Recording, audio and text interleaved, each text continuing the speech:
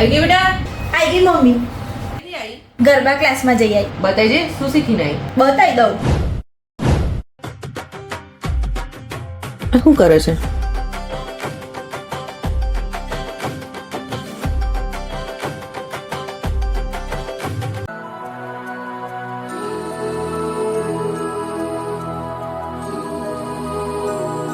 आना गरबा केवाय? आवा गरबा होता हसे? हाथ तो जो, इससे तो अच्छा कुकड़ा करता है। कुकड़ा जैसा गरबा है।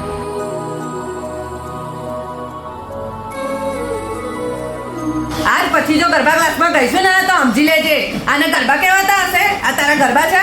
પેલી હર્ષબેનની છોકરી જો ગરબા ક્લાસીસ કર્યા વગર કેટલા સારા ગરબા કરવાના તું જો।